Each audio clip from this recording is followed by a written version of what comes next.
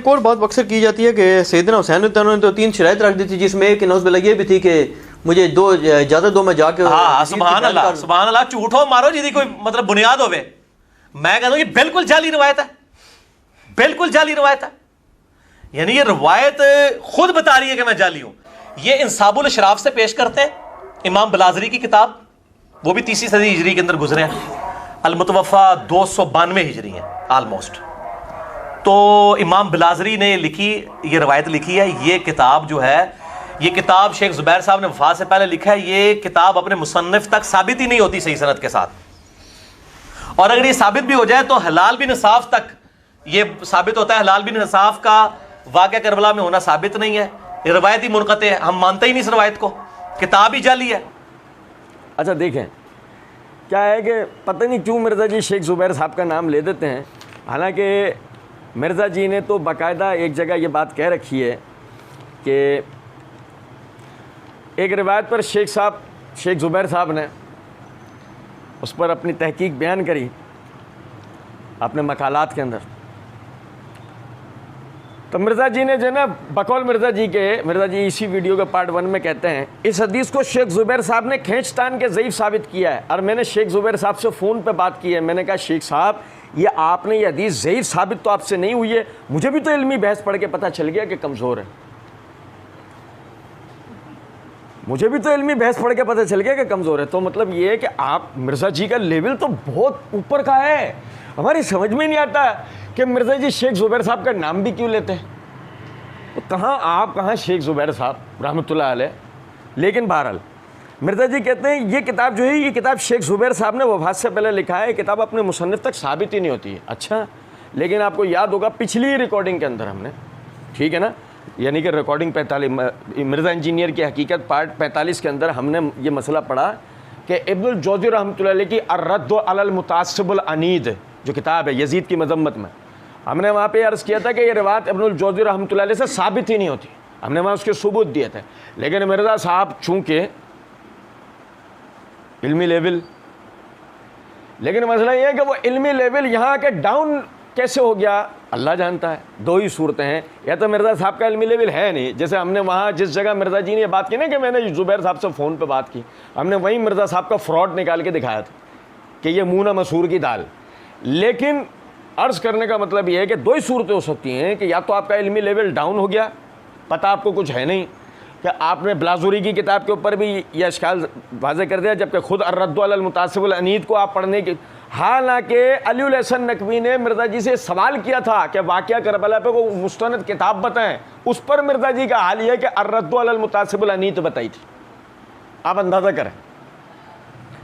चले, या तो इल्मी लेवल डाउन हो गया था और या इल्मी लेवल अप ही था। पता था मिर्ज़ा जी को किताब साबित है नहीं, लेकिन मज़म्मत यजीद को लेकर मिर्ज़ा साहब को और कुछ सूझा नहीं कि पीछे नहीं हटना है, यजीद पे लानतान करवा के रहना है। वो चाहे इसी नाम पर करवा दें, लेकिन करवा के रहना है। हम कहते हैं मिर्ज़ा जी कोई मसला नहीं है, बस सिर्फ अर्ज़ इतना था, यजीद पे लानत करो या किसी पे भी करो, मसला सिर्फ इतना है कि मोमिन लानतान करने वाला होता नहीं है। लेकिन बहरहाल कहते हैं कि सही सनद के साथ अगर ये साबित भी हो जाए तो हिलाल बिन यसाफ तक ये साबित होता है। हिलाल बिन यसाफ का वाक़या करबला में होना साबित नहीं है, ये रवायती मुनक़ता है। हम कहते हैं मिर्ज़ा जी कमाल, इल्मी लेवल है ना मिर्ज़ा जी का, कमाल है ये। समझे ज़रा इस बात। देखें, पहले मैं आपको एक तारुफ़ कराता हूँ। ये मेरे हाथ में तारीख़ुल कबीर है इमाम बुखारी की, इसकी जिल्द नंबर 8 का सफ़ा नंबर 202 के ऊपर इमाम बुखारी रहमतुल्लाह ने लिखा, हिलाल बिन यसाफ अबुल हसन अदरका अलीयन। हिलाल बिन यसाफ जिसकी कुनियत अबुल हसन है, इन्होंने अली रज़ियल्लाहु अन्हु को पाया है, इन्होंने अली रज़ियल्लाहु अन्हु को पाया है। अच्छा, बात समझते जाइएगा, मैं कड़ी से कड़ी आपको समझाऊंगा। ये अल-जर्ह व तादील है, इमाम अबू हातिम राज़ी रहमतुल्लाह अलैह की इसकी जिल्द नंबर 9 का सफ़ा नंबर 90 और 91 के ऊपर उन्होंने हिलाल बिन यसाफ के हालात रखते हुए फरमाया है, रवा अन अली यानी इब्न अबी तालिब रज़ियल्लाहु अन्हु वल हसन इब्न अली रज़ियल्लाहु ताला अन्हु, ये अली रज़ियल्लाहु अन्हु से भी रिवायत करते हैं और हसन रज़ियल्लाहु ताला अन्हु से, हसन इब्न अली से भी रिवायत करते हैं। यानी कि हिलाल बिन यसाफ का सैयदना हसन से भी मुलाकात साबित है। और इमाम यहया बिन मईन रहमतुल्लाह अलैह कहते हैं हिलाल बिन यसाफ सिका, हिलाल बिन यसाफ यानी हदीस के मामले में काबिल एतबार है, सच्चा है। और ये देखें मेरे हाथ में किताब सिकात इब्न अब्बान रहमतुल्लाह अलैह की, इसकी जिल्द नंबर 5 का सफ़ा नंबर 503 है। वो लिखते हैं हिलाल बिन यसाफ मौला अशजय कुनियतहु अबुल हसन मिन अहलिल कूफा के हिलाल बिन यसाफ जो कि कबीला बनु अशजय का आज़ाद करदा है, कुनियत है उसके अबुल हसन, अहल कूफा में से है, अहल कूफा में से है। सैयदना अली रज़ियल्लाहु अन्हु का ज़माना पाया है, अदरक अली सैयदना अली रज़ियल्लाहु अन्हु का ज़माना पाया है। मैं कहता हूँ इमाम बुखारी रहमतुल्लाह अलैह फरमाते हैं अली रज़ियल्लाहु अन्हु का ज़माना पाया। अबू हातिम राज़ी रहमतुल्लाह अलैह तवज्जो दिलाई, हसन बिन अली से रिवायत करते हैं। इब्न अब्बान रहमतुल्लाह अलैह तवज्जो दिलाते हैं कि अहल कूफा में से है। हम अर्ज़ करते हैं कि सैयदना हुसैन की शहादत के पीछे हाथ किनका है? ये बात तो पिछले दिनों भी गुजरी है ना। सैयदना हुसैन की शहादत के पीछे हाथ अहले कूफा का है, और अहले कूफा में से एक शख्स अगर ये रिवायत बता रहा है तो फिर अशकाल क्या रह जाता है। लेकिन हम भी कोशिश करते हैं कि चोर को उसके घर तक ही पहुंचा दें, तो हम भी मिर्ज़ा जी को उनके इल्मी लेवल समेत उनके घर के अंदर ही पहुंचा के दम लेंगे अल्लाह के फजलो करम से। अब उसके बाद सुनिएगा ज़रा इस बात, ये शेख ज़ुबैर साहब का रिसाला अल हदीस जो शाया होता है, इसका शुमारा नंबर 27 है। उसमें यह मज़मून है सैयदना हुसैन रज़ियल्लाहु तआला अन्हु से मोहब्बत। ऊपर ही कॉलम के अंदर आपको, ऊपर ही खाने में आपको नज़र आ रहा होगा, हाफिज़ शेर मोहम्मद साहब ने यह मज़मून लिखा है। अर्ज़ करने का मतलब यह है, हाफिज़ शेर मोहम्मद साहब ज़ुबैर अली ज़ई रहमतुल्लाह अलैह के यानी ख़ास शागिर्दों में से एक हैं, और उन्होंने अल हदीस रिसाले के शुमारा नंबर 27 सैयदना हुसैन रज़ियल्लाहु अन्हु से मोहब्बत के उन्वान के तहत सफ़ा नंबर 62 के ऊपर लिखा है हिलाल बिन यसाफ सिका ताबई से रिवायत है कि सैयदना हुसैन रज़ियल्लाहु तआला अन्हु शाम की तरफ यजीद बिन माविया बिन अबी सुफियान की तरफ जा रहे थे। करबला के मकाम पर उन्हें उमर बिन साद, शिमर बिन ज़ुलजोशन और हुसैन बिन नुमैर वगैरह हम के लश्कर मिले। इमाम हुसैन ने फरमाया मुझे यजीद के पास जाने दो ताकि मैं उसके हाथ में हाथ दे दूं, और ये देख लीजिए ये ब्रैकेट में लिखा हुआ बेअत कर लो, मुझे यजीद के पास जाने दो ताकि मैं उसके हाथ में हाथ दे दूं, बेअत कर लूं। उन्होंने कहा नहीं, इब्न ज़ियाद के फ़ैसले पर अपने आप को हमारे हवाले कर दीजिए। किताब जमल मिन अंसाबुल अशराफ लिल बिलाजुरी, और आगे लिखते हैं वह सनदोहु सही। बताने का मतलब यह था खुद शेख ज़ुबैर रहमतुल्लाह अलैह के शागिर्द भी इस सनद को सही करार देते। बहरहाल फिर उसके बाद ज़रा ये समझेगा, हम तो मिर्ज़ा जी ने जो अर्ज़ किया ना, हम मानते ही नहीं इस रिवायत, किताब ही जाली है। और फिर इमाम बलाज़री किताब अंसाबुल अशराफ यानी जो ऊंचे ख़ानदान के लोग हैं, इनके बारे में इस किताब में तो यजीद के आबा-ओ-अजदाद में भी क्या कुछ लिखा है। अच्छा, मिर्ज़ा जी कहते हैं हम मानते ही नहीं है इस रिवायत को, हम मिर्ज़ा जी नहीं मानो इस रिवायत। हम तो मिर्ज़ा जी जैसे लोगों के लिए आज से नहीं, एक ज़माना पहले से ये मिसाल देते हैं कि मानने पर आ जाएं तो तौरात और इंजील में लिखी हुई बातों को मानते हैं, और झुटलाने पर आ जाए तो कुरान की आयात का इनकार करते हैं। ज़रा समझेगा, मिर्ज़ा जी आगे ही मिर्ज़ा जी फरमा रहे हैं, कहते हैं तबरी खोले ना, जो पहला मुफस्सिर भी है मौर्रिख भी है। मिर्ज़ा जी ने आगे ही, हम पढ़ेंगे, मिर्ज़ा जी ने आगे ही जुमला कहा है, तबरी खोले ना, जो पहला मुफस्सिर भी है मौर्रिख भी है। ये हमने आपके कहने हुए मिर्ज़ा जी तबरी खोली। तबरी की ये जिल्द नंबर 4 का सफ़ा नंबर 165, जब मुआविया रज़ियल्लाहु तआला अन्हु की वफ़ात हो गई और बेअत के लिए वलीद जो है वो मदीना आया, तो हुसैन रज़ियल्लाहु तआला अन्हु ने ये ख़बर सुनकर आपने उससे कहा इन्ना लिल्लाहि व इन्ना इलैहि राजिऊन, अल्लाह मुआविया रज़ियल्लाहु तआला अन्हु पर रहम करे और तुम्हारा अजर ज़्यादा करे। बेअत का जो तुमने मुझसे सवाल किया तो मैं पोशीदा तौर पर बेअत करने वाला नहीं, और मैं समझता हूँ कि तुमको भी मुझसे पोशीदा तौर पर बेअत लेने की जुर्रत ना करना चाहिए। मुझसे लोगों के सामने एलानिया बेत लेना चाहिए। वलीद ने कहा अच्छा। हुसैन रज़ियल्लाहु अन्हु ने कहा जब लोगों के मजमे में आकर तुम सबसे बेत लेना तो उनके साथ तुम हमसे भी बेत ले लेना, तो एक ही बात होगी। भाई मेरे प्यारे, ये भी मदीने की बात चल रही है, अभी कोई कूफा करबला नहीं पहुँचे, ये भी मदीने की बात चल रही है। रिवायत से पता लगा सैयदना हुसैन रज़ियल्लाहु ताला अन्हु को यजीद की बेत के अंदर कोई तामुल था? कुछ भी नहीं।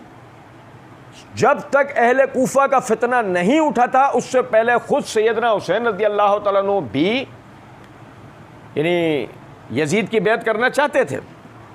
और सुने जरा बात को, मसला ये है, हमें तो एक ऐसी मखलूक से सामना है, मैं रवाफिस की बात नहीं कर रहा कि उनका तो मसला दूसरा है, मैं बात कर रहा हूँ अहले सुन्नत के अंदर छुपी हुई उन काली भेड़ों की कि जो राफजी या नीम राफजी हैं, ख़ुद को अहले सुन्नत का लिबादा उड़े रखते हैं। आप देखें कि हम जब मिर्ज़ा के हम कह कह कर जता जता कर मिर्ज़ा की अय्यारियाँ, धोखेबाजियाँ, फ्रॉड आवाम के सामने लेकर आते हैं। हमारी वीडियोज़ के नीचे कुछ अफराद आते हैं और आने के बाद नीचे बड़े पैमाने पर वो तूफ़ान बदतमीज़ी मचता है और वो एक ही बात कही जा रही होती है कि तुम जो है वो अपने बाप यजीद की वकालत कर रहे हो, तुम यजीद फ़लाँ है, तुम यजीद के ये हो, तुम नासबी हो, तुम बनु मैया के हो। अर्ज़ करने का मतलब ये है, हमारा सिर्फ़ और सिर्फ टारगेट मिर्ज़ा है। मिर्ज़ा जो धोखेबाजियाँ करता है उसको आवाम के सामने हम लाते हैं। हमारा मकसद जो है वो यजीद नहीं है, ना यजीद की वकालत है। हम तो सिर्फ़ ये बताते हैं कि असलाफ़ उम्मत, वो चाहे सहाबा हो, वो चाहे ताबईन हो, वो चाहे बनु हाशिम हो, वो बनु उमैया हो, मिर्ज़ा जुर्रत के साथ हर किसी के नाम पर झूठ बोलता है। वो चाहे फिर आदिल हो, वो चाहे फिर जालिम हो, वो चाहे फिर आदिल हो, वो चाहे फिर जालिम हो। मसला इससे नहीं है। झूठ जालिम के नाम पर बोला जाए तो क्या सच बन जाता है? जालिम के नाम पर अगर धोखा दिया जाए तो क्या वो धोखा जायज़ हो जाता है? असल बात तो ये है, हमें यह समझना चाहिए कि जिस आदमी को हम मुस्लिह समझ रहे हैं, जिस आदमी को हम मुफक्किर समझ रहे हैं, जिस आदमी को हम आलिम समझ रहे हैं, जिस आदमी को हम यानी कि ऐसा समझ रहे हैं कि वो हमें सही रास्ता दिखा रहा है, मैं आपको ये बताना चाह रहा हूँ वो आदमी मुफक्किर नहीं, मुज़िर है।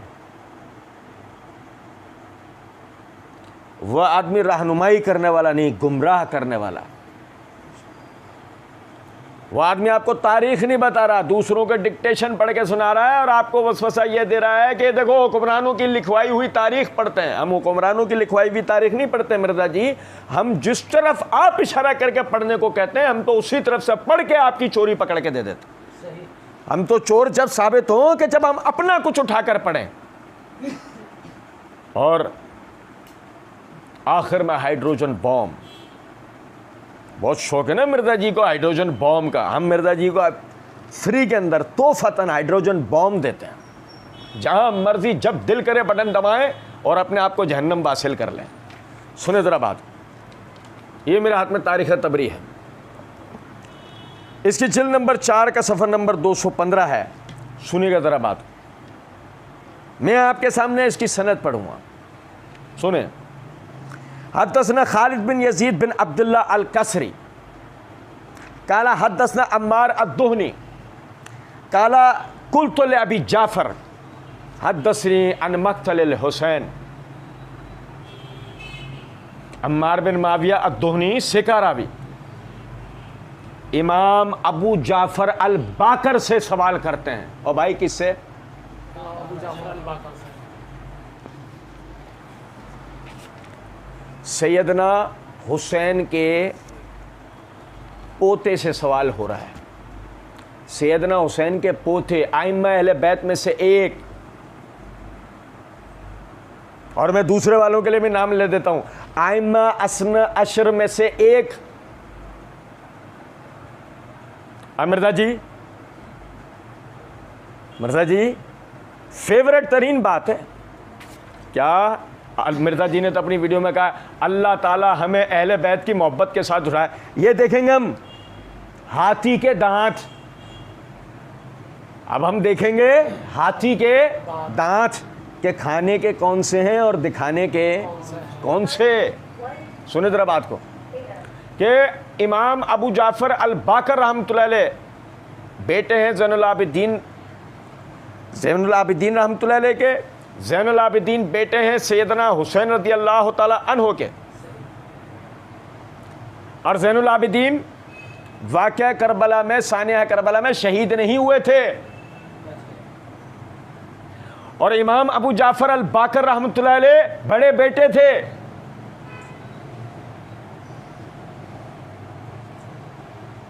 उनसे सवाल हुआ कि आप हमें सैयदना हुसैन की शहादत के बारे में इस तरह बताएं गोया कि जैसे हम वहाँ मौजूद हों।